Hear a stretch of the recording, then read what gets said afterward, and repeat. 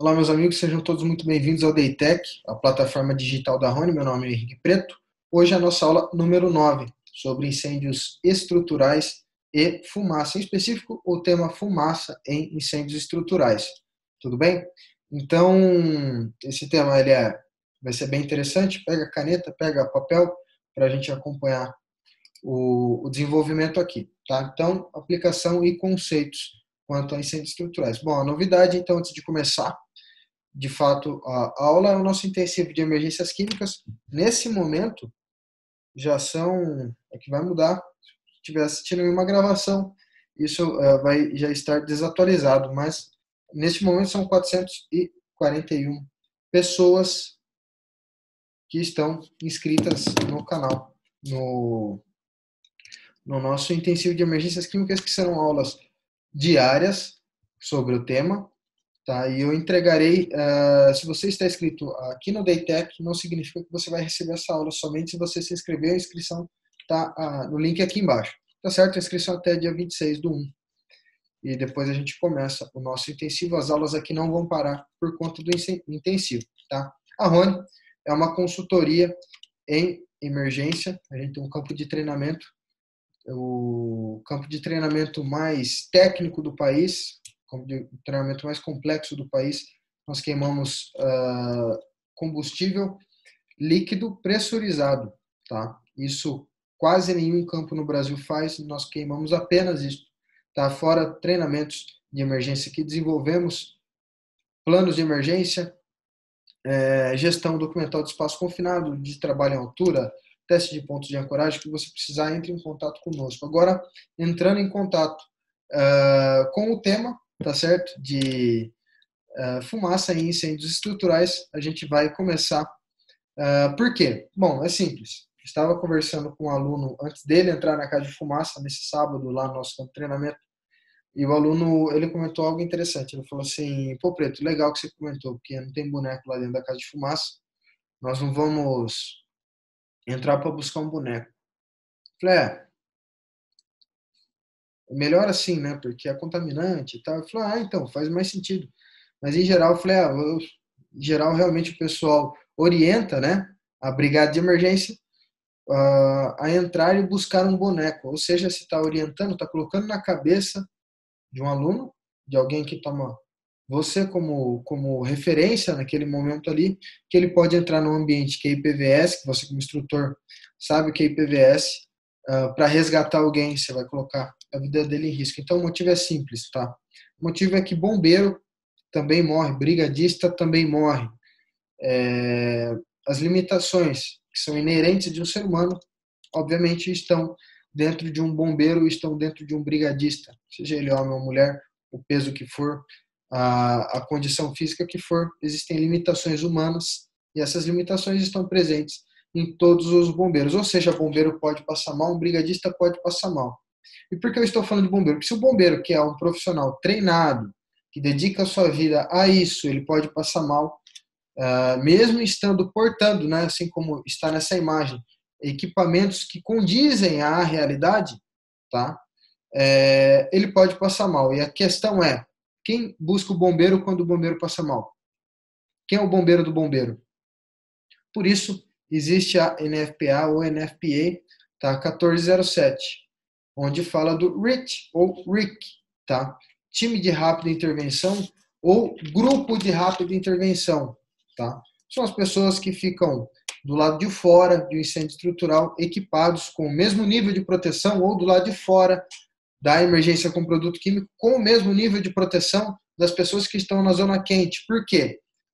Eles são destacados para quê? Eles são destacados para que, em caso de o bombeiro ficar imóvel, ou ele passar mal, ou acontecer um acidente, uma emergência, você tem uma equipe que resgate o bombeiro, tá certo? Então, esse é o conceito. E pensando em conceitos, né? O primeiro deles é o conceito de prevenção. Se o bombeiro passa mal, alguém o busca, né? A gente vai trabalhar conceitos de propagação de calor também, para entender se esse conceito ele vai ser muito funcional. Então são 3 formas de propagação de calor. Isso é simples, não vou discutir as formas: condução, convecção e radiação, tá? Eu quero discutir o seguinte, qual forma de propagação de calor é mais eficiente? Então, eu estou aqui novamente com um isqueiro, esse isqueiro acendo e coloco a mão aqui, ó, nessa chapeleta, tá? Metálica. Na parte inferior, estou com a mão, a ponta do dedo aqui na parte inferior, tá?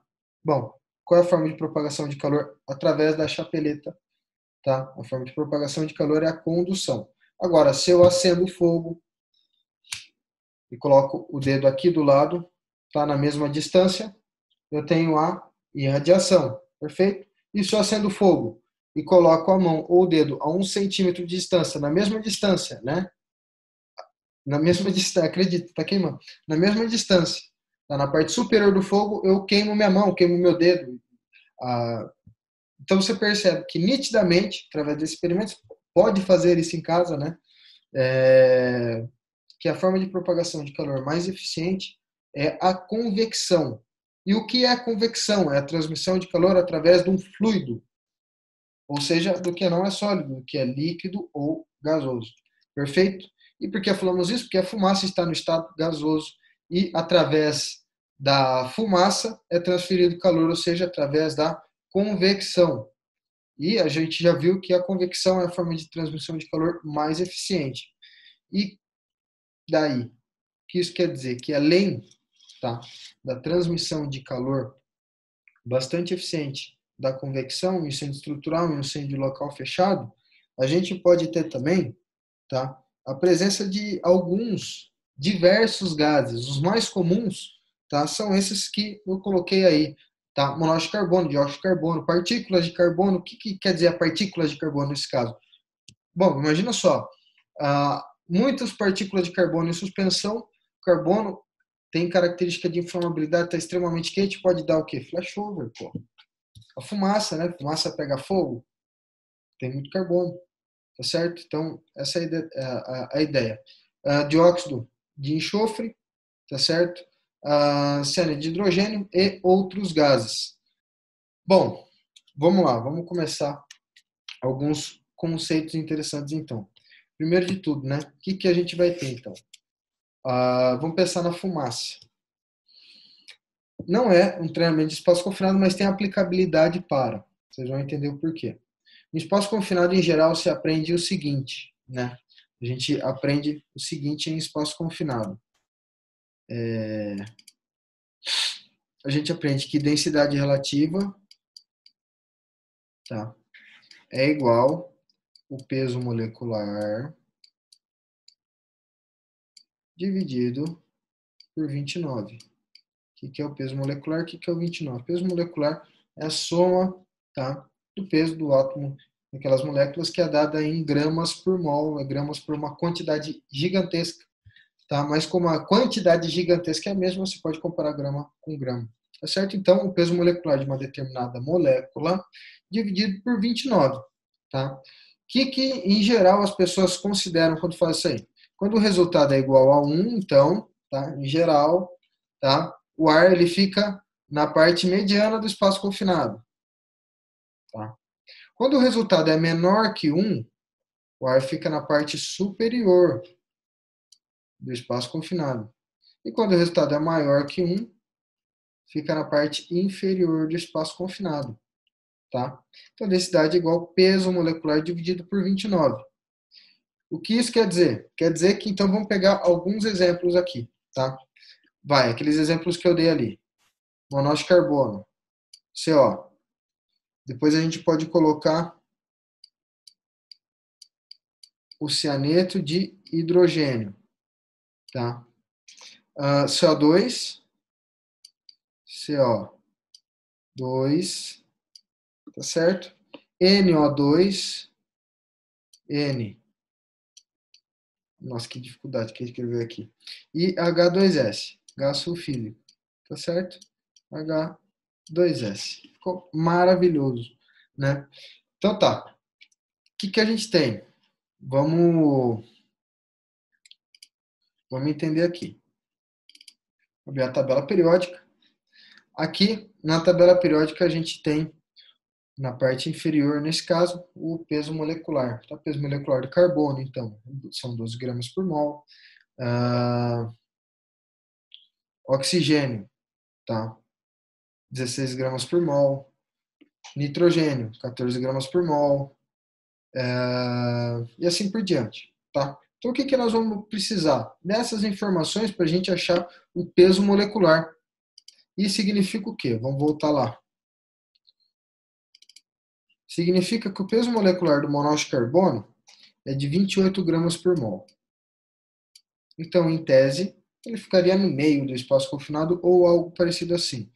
O HCN, né, o cianeto de hidrogênio, 27 gramas por mol. Então, ele naturalmente também subiria, ficaria na parte superior, tá? Ou mediana também, porque é muito próximo o valor. Mas tá, vamos começar lá. CO2, tá? CO2, 44 gramas por mol. Aqui está um detalhe. Então, por exemplo, se uma lâmpada que estiver alta pegar fogo, incêndio classe C, se tiver que usar o CO2 nessa luminária, você não vai chegar o gás até lá em cima, por quê? Porque esse gás ele tende a baixar, perfeito? No NO2, exatamente a mesma coisa, você chega no cálculo de 46 gramas por mol e no gás sulfídrico, 34 gramas por mol.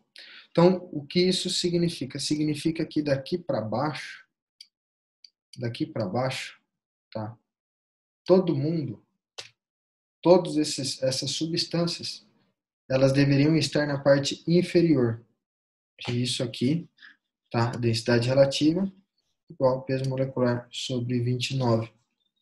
Fosse, de fato, aplicável a todas as situações. Então, densidade relativa de peso molecular dividido por 29 são apenas se as substâncias estiverem na mesma temperatura. É a única condição para que isso vá funcionar. Por quê? Tá? Por quê? Olha que interessante. Nós estamos falando de densidade. Tá? Densidade é uma relação, tá? Densidade, aqui embaixo, é uma relação de massa dividido por volume. E o que isso quer dizer? Quer dizer o seguinte, primeiro de tudo, o conceito de que a convecção é a forma de transmissão de calor mais eficiente. Então, nós estamos falando de calor. O que o calor proporciona? Tá? O calor proporciona o seguinte, o aumento da temperatura e também o aumento de volume. Olha que interessante, então. Se eu tenho um aumento de volume, porque algo está muito quente, tá? O que acontece com a densidade, elas são grandezas inversamente proporcionais. Tá? Então, esse é o caso da densidade. Para, pensa, volta à aula, pensa bastante que o conceito entra, um conceito até mesmo simples. É o conceito do balão, é o conceito da porta da sua casa. A porta da sua casa às vezes é muito próxima do chão. Em dias mais quentes, a porta raspa no chão. Por quê? Porque o chão e a porta elas dilatam, aumenta o volume, porque está mais quente. Tá? Em dias frios, não raspa tanto, porque diminui o volume, porque está frio. Então, a densidade e o volume são grandezas inversamente proporcionais. Se são grandezas inversamente proporcionais, tem essas características, então. Tá? O que isso quer dizer, então? Né? Levando isso a sério, isso é o gelo, tem alguma coisa estranha no copo. Por que eu coloquei o copo e o gelo? Porque a água é uma substância que até hoje as pessoas estudam, porque a água, quando congela, ela aumenta o volume, ela expande. Então é uma anomalia, uma incerteza que existe, mas é um detalhe. Então veja só, né? Por que também se aplica a espaço confinado? Porque quando a gente fala de monitoramento atmosférico, tá? Quando a gente fala de alguma atmosfera, principalmente se essa atmosfera ela tiver uma determinada temperatura, a gente vai monitorar, então a gente já percebeu que a densidade ela vai variar de acordo com o volume. E o volume né? O volume varia de acordo com a temperatura. Ou seja, se houver dentro do espaço confinado uma fuga de gás, ou for produzido algum gás, ou em função da temperatura do espaço confinado, se o espaço confinado tem a serpentina, não tem, tudo isso deve ser considerado em análise de risco, deve ser levado em consideração, tá? E até mesmo também ser considerado isso em função do monitoramento constante, monitoramento em todas ou no máximo possível de diferenças de nível dentro de um espaço confinado, justamente por conta disso. Não leva em consideração somente o peso molecular, porque você não sabe ao certo a temperatura. Ou seja, você também não sabe o volume, não sabe a densidade. Então, não dá para saber ao certo. No papel dá, mas na prática não dá. Tá? Então, isso é um detalhe muito interessante. Então, o que acontece? Acontece o seguinte, a fumaça ela vai se localizar na parte superior do ambiente. Tá? Ela vai começar a encher de cima para baixo. Embora elas sejam componentes mais pesados, como estão muito quentes, eles aumenta volume, perdem densidade e ficam na parte superior do ambiente. O que tem na parte superior do ambiente? Tudo daquela combustão incompleta, mais um monte de partícula, tá? Na parte mediana, um calor moderado e na parte inferior, um calor leve em relação, obviamente, à parte superior. Tá? Então, o que a gente tem nessa estrutura, em uma estrutura de incêndio? A gente tem, primeiro, uma concentração desconhecida dos contaminantes. Nós não sabemos ao certo quais são os contaminantes, não sabemos o quanto tem de cada contaminante. Portanto, essa atmosfera é IPVS. A gente pode ter uma aula específica sobre isso, mas essa é uma definição. Outra coisa é que a concentração de oxigênio é desconhecida. Não se sabe o quanto de oxigênio tem no local, fora a temperatura. Pode queimar todo o trato respiratório, tá certo? Então, se é uma atmosfera IPVS, vamos fazer algumas considerações aqui, tá? Primeiro, se você é bombeiro, como você orienta a sua brigada quanto ao obstáculo casa de fumaça? Qual a orientação que você dá? Você está explicando que a casa de fumaça é uma atmosfera IPVS, que a ideia melhor que tem é você fugir preservando a sua vida, e que entrar em um ambiente que é IPVS, você está se matando, é um brigadista. Você precisa dar essa informação, porque por definição é IPVS. Tá? E se você é responsável por alguma empresa, engenheiro de segurança, técnico de segurança, um contratante de algum campo de treinamento, seja o que for, contratante de algum serviço, você percebeu como orientam a sua brigada quanto a isso?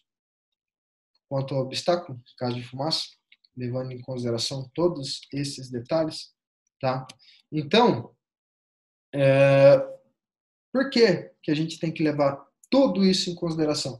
Pelo seguinte, existem operações em incêndios estruturais que entram diversos bombeiros, tá? E esses diversos bombeiros é difícil a comunicação entre si. Tudo bem que equipamentos autônomos de proteção hoje, eles possuem sistemas de comunicação, tá? Então facilita a comunicação entre um bombeiro e outro, a distância, o ruído, o calor, tudo eles conseguirem se comunicar verbalmente. Mas existe também outros requisitos, como o PAS, né? Personal Alarm Safety System. O PAS ele serve ele funciona da seguinte forma: ele fica acoplado no equipamento autônomo do bombeiro, e estando acoplado no equipamento autônomo do bombeiro, quando o bombeiro ele fica mais do que 30 segundos parado, ele começa a apitar. Se ele mexer rápido, ele para de apitar. Se o bombeiro ele ficar um tempão sem se mexer, aquele equipamento não para mais de apitar, só por acionamento bem manual e uma série de coisas.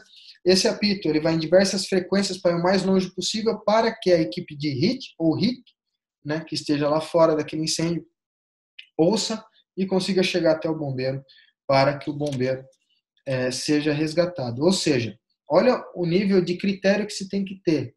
Tem que estar listado quais são os bombeiros que entram, número de equipamento, qual bombeiro porta que equipamento, como estão, quantas pessoas são, quem são as pessoas, para que todos saiam, para que tenha o controle de segurança de todos. E mesmo assim, muitas vezes as pessoas orientam uma brigada na casa de fumaça a entrar e buscar um boneco num lugar que está IPVS. Ou seja, em um lugar do mundo, você tem uma preocupação gigantesca que cria padrões de treinamento, né? Obviamente que são diversos, não dá para padronizar tudo, mas dá uma ideia do que é um time de rápida intervenção.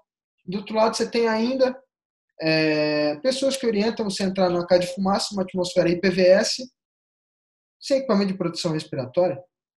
Então, essa é a distância, tá certo? Qual que é o intuito dessa aula? Já chegando no final, então. O intuito é passar algumas características, algumas considerações sobre a fumaça, incêndio estrutural, depois a gente pode falar de REACH, depois a gente pode falar de outras formas de incêndio. Mas em específico essas considerações sobre fumaça e atmosferas inflamáveis, densidade e o que acontece, o que a gente espera dessas atmosferas aí que são quentes, são IPVS e assim por diante. Perfeito? Então, aqui está meu contato. Eu espero vocês no nosso intensivo e até a próxima aula. Obrigado, um abraço a todos.